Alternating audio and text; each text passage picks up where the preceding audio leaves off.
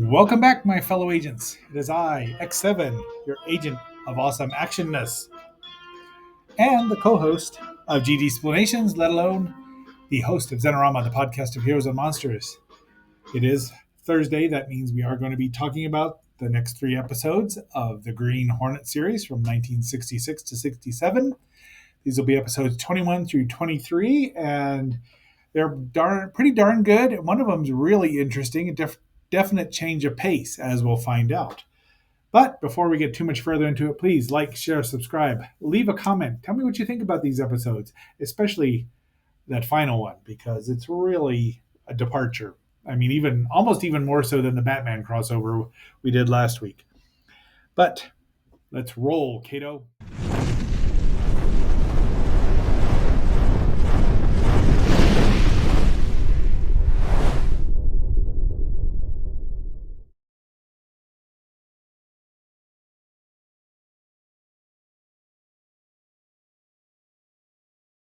Another challenge for the Green Hornet, his aide Kato, and their rolling arsenal, the Black Beauty. On police records, a wanted criminal, the Green Hornet is really Britt Reed, owner publisher of the Daily Sentinel. His dual identity known only to his secretary and to the district attorney. And now, to protect the rights and lives of decent citizens, rides the Green Hornet.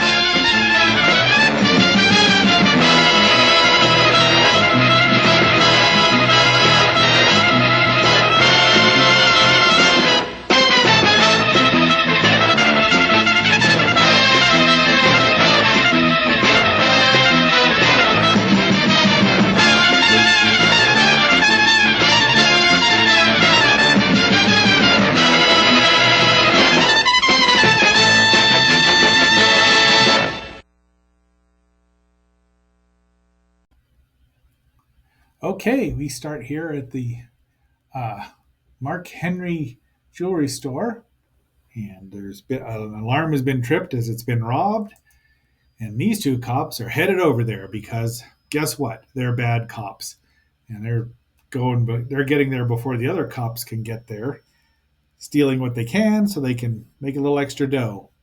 Which is sad. The public servants need to be paid as little as they do, but they did take an oath. Anyway, the Green Hornet's on the prowl looking for this and has heard it, and off they go. Now, the younger one wants to get out of it. The older one there is played by Bert Freed, playing Police Sergeant Bert Clark. I do wish that Brian Avery, who's the younger man there, he's playing Police Officer Jim Dixon. Yeah, I'd like him to. I wish he'd have been playing Ernie Dixon, but so we'd have Bert and Ernie. But alas, both of them had been in many things. You've seen Bert Freed many times until he passed away. So the Green Hornet arrives and looks around. He's got a little light on a little flashlight on his Hornet gun. So aside from having sleep gas, it's got a light. And then he finds a clue because the bad cops have cleared out. But unfortunately, one of them has left a button. So he picks it up. But then the good cops show up that are supposed to be reporting and shoot him. So our hero is shot in the left shoulder, right there, probably missing his artery, or his aorta, which he's fortunate about. And they're like, "We just shot the Green Hornet." So this guy puts out an APB if anyone shows up at a hospital or private doctor's office that they're to tell him so they can arrest him. And now it's what we just saw, and it's a bad bet on a 459 silent. The 459 silent is a burglar alarm that's right there. So these guys are all excited because they shot the Green Hornet and they know that they're going to catch him. And Bert shows up and asks him if they need help and goes back. And Kato must have some medical knowledge. And again, they're showcasing him quite a bit here. And Scanlon calls, right, because he's concerned that how bad is it? It's bad. But he can't go, so they have to figure out a way to get him. They bring him a painkiller, and these guys are excited. Bert's excited because the Hornet will take the fall now because they think it was him. So there's his painkiller, one pain pill. And Britt is pretty active and alive for someone who's, been shot. and he's not bleeding a lot. I mean, especially in a white shirt. But so they take a half pain pill, and he's got a plan. So this is his new. Britt Reed's written the editorial here about the Green Hornet, and they want to go get him. Everyone's congratulating him on a heartfelt uh, editorial, and then as Mike's telling him, we need to really give it to him, and Britt's saying, he still is a citizen. He still needs the benefit of the doubt. While this is going on, everyone in the background is shrieking because Kato shows up. This poor schlub here immediately gets kicked for trying to stop him. You'd think they'd learn. I suppose Britt probably paid for his medical bills if he needed him. He calls him out, shoots him. It's a blank because they need to figure out a way to explain why Britt's been shot and can get the bullet out because Kato can't do it and they need a way to do it. Now, I wonder if they told Casey what was going on. Now, she's not stupid, so I'm sure if she saw Kato there firing a gun at Britt, that she put one and one together if they didn't clue her in advance. I'm thinking they did because the last time they didn't, she raised Cain. So she goes to the hospital with Mike. The doctor tells him he's going to be fine, but he has to stay off his feet. Mike's had enough of this. He's going to go try to do things himself. So that's a typewriter, kids. Manual typewriter, not even electric. But Casey brings in the daily work for Britt, and the doctor's like, "You're hopeless."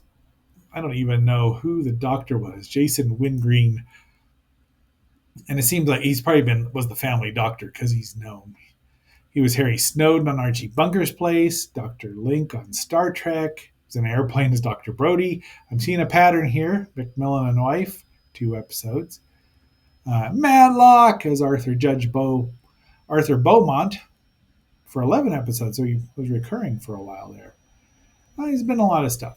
He was in Starman too. Looks like that was the TV series Starman, which was rather a mistake to try to turn that fine film into a TV show. Anyway, and Britt's like, of all the dumb things Mike could do, so he calls Scanlon, tells him what's going on. He's like, "You got to stay in bed." That doesn't work. So there's the bad because they've given him. Did I miss all that? Really?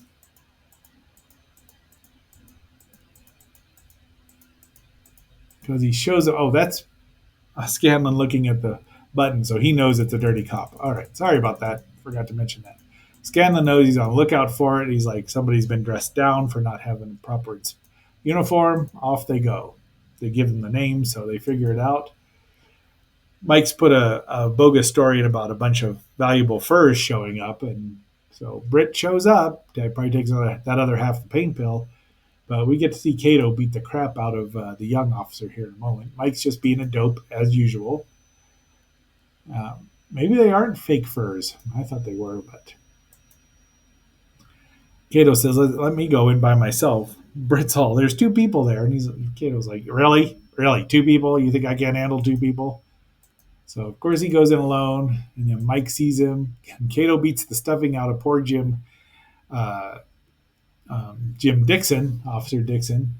And jumps on him and he moves like a cat. It's just amazing to watch that man work.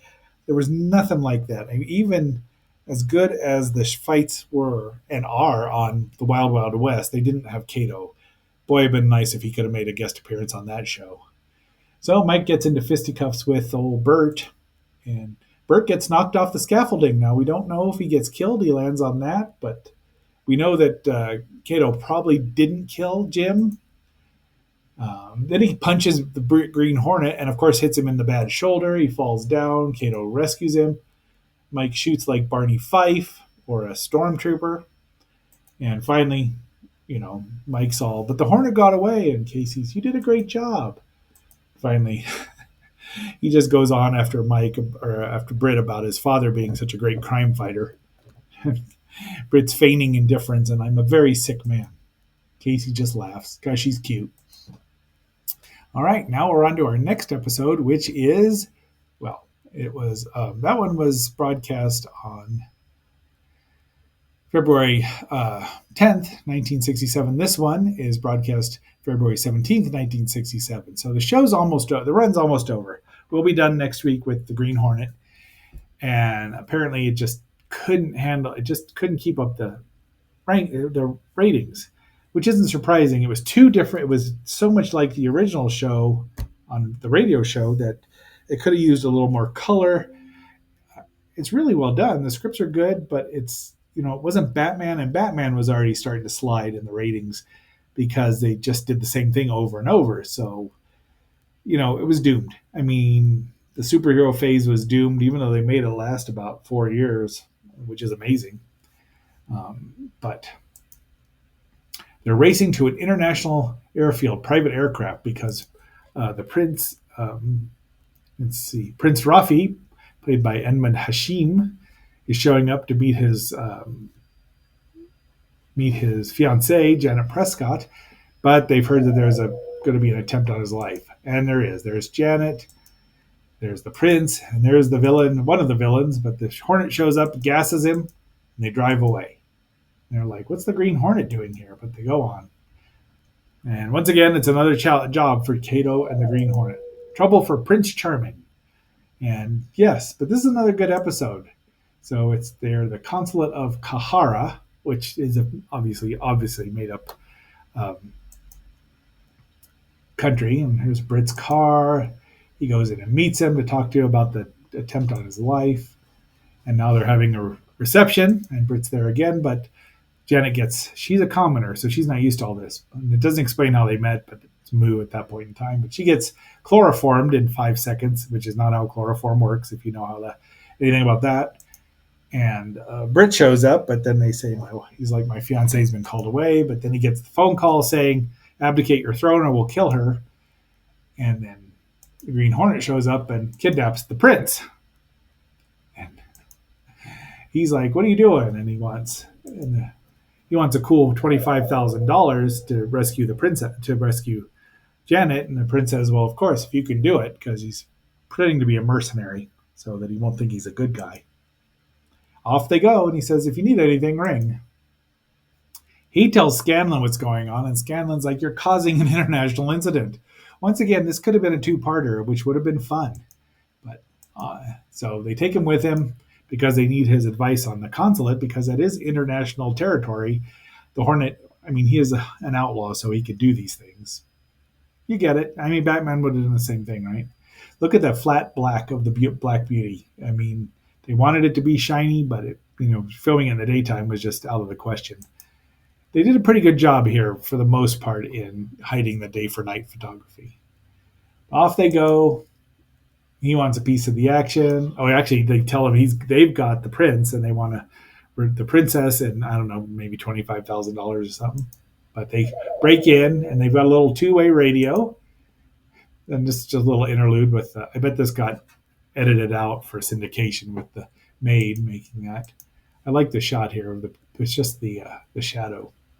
I wouldn't even have shown his face, but they hear a noise because she's in the cellar. The prince says, well, we've got a wine cellar, and that's where they're hiding Janet. And then the bad guys are showing up. They use the old chair under the door trick.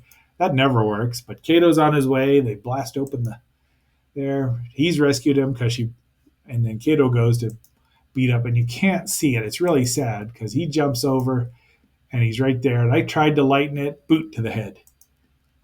And he beats up the crap out of him. And actually, Britt gets a lot of action in this one, which is good because in our next episode, there's no fights, which again is a delicious change of pace.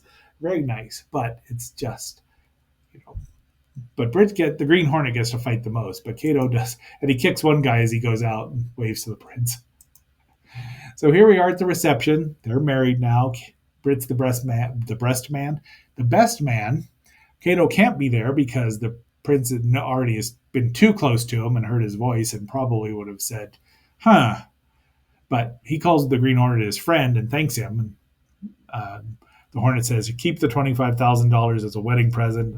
The Green Hornet is a romanticist at heart. So they have toast. They do the drinky thing with the linked arms that Penny hates, that she taught the ex-boyfriend. And they're like, I wish that the Green Hornet could have been here. And Britt says, well, maybe he is here. in spirit. If it had been a sitcom, everyone would have laughed at the freeze frame there. And now the most interesting episode, which was broadcast February 24th, 1967, and has a wonderful guest star, just many of them, and but a wonderful one. But we're at the Wilmans, two of wonderful guest stars actually. The Wilmans Max Museum, Wax Museum in the Chamber of Evil. No, the Green Hornet. Kato doesn't get a name because they don't say it. I mean, they do say it, but you have to pretend that they don't. And look, that is Ian Wolfe as Peter Willman, the owner, but it's also Hirsch from WKRP in Cincinnati, Mama Carlson's butler, who's hilarious. Now, he doesn't have a big role in here, even though he's like the owner of the Wax Museum, but it's Hirsch. And he looks exactly the same as he did 12 years later on WKRP. I mean, 110. So there is our other guest star, the one and only John Carradine. And of course, if you can't figure things out from here, but we'll go. And this is the Wax Museum of Horrors. Your humble agent has been to one in Tijuana, which was fun.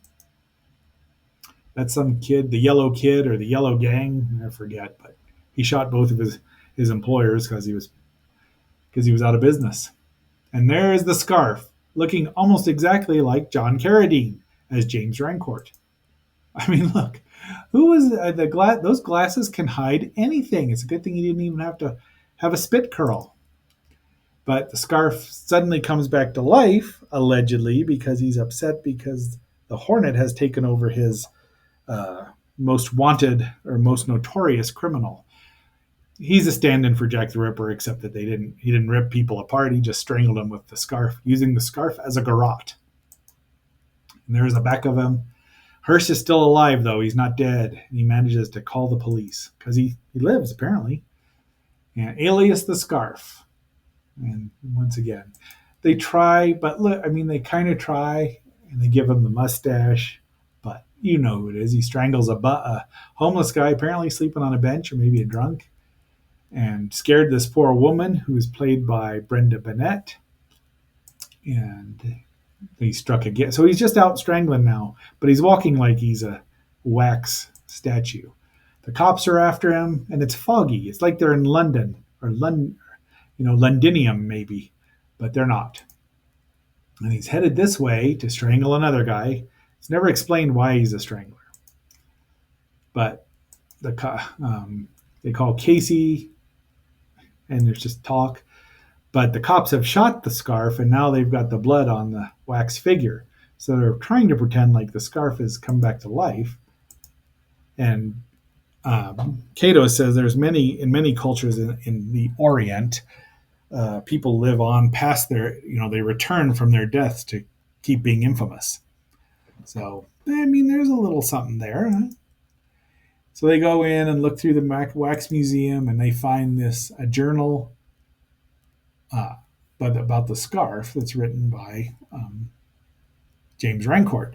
So Britt hires Rancourt, and they also go see this woman who's Patricia Barry, who, played by Hazel Schmidt, who is in probably many, many things. You're the scarf.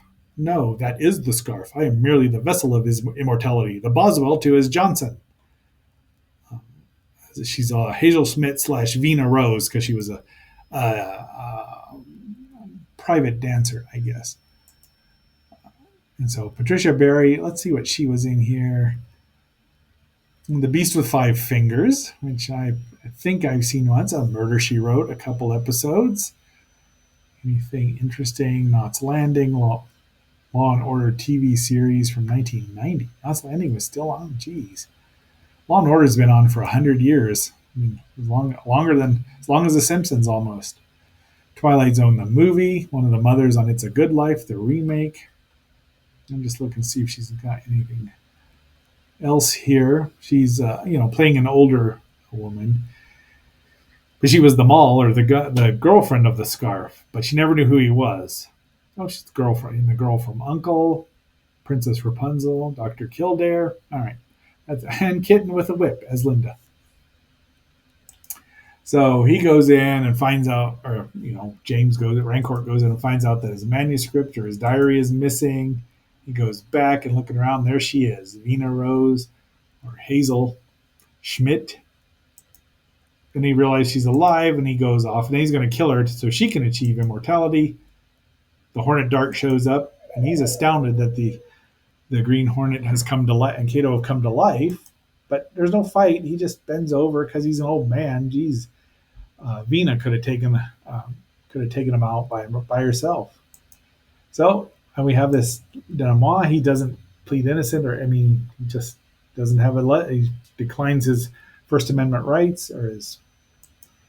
And I hope they put him away because he's obviously mental. And they're like, he thinks it was a dream that Vina was there, and also was a dream that the Hornet was there, even though they found the Hornet and Kato's statues sitting at a table. They weren't in their former spot. Dun dun dun. So there's our episode for today. Our 3 episodes. Like I said, tomorrow or next week we'll wrap it up. And I've got some ideas for what the next live action series will be, but we'll just have to wait and see. So agents, this is X7 signing off. Until our next adventure, I'm phasing out.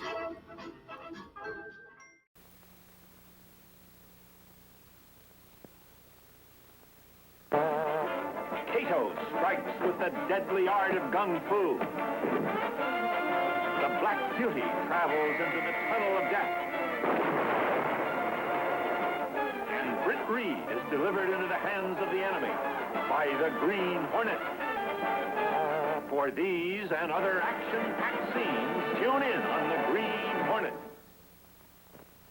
Each week, ride with Kato and the Green Hornet on their relentless fight against crime.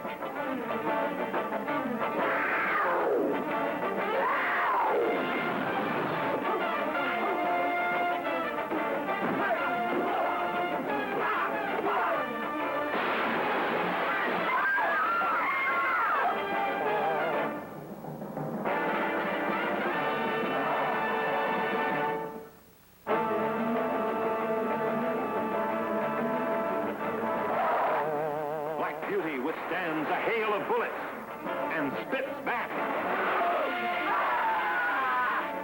A laser beam becomes a killer's weapon.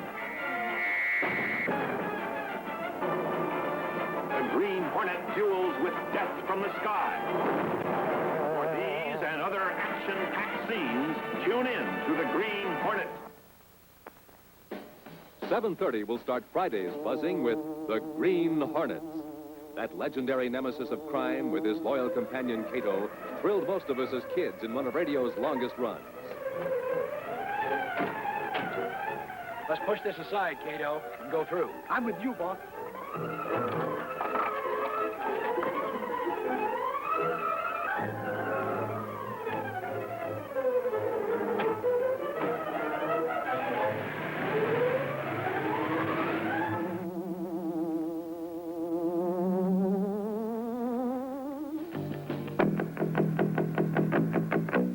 Friday, a night to remember. The Green Hornet.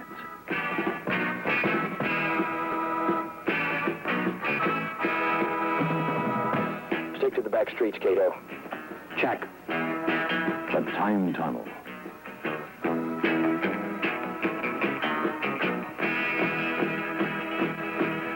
The Milton Berle Show.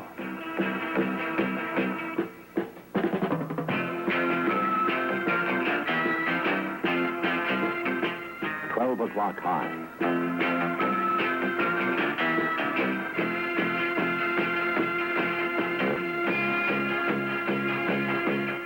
Friday, one of 7 nights to remember. A season you won't forget. All in color. On ABC.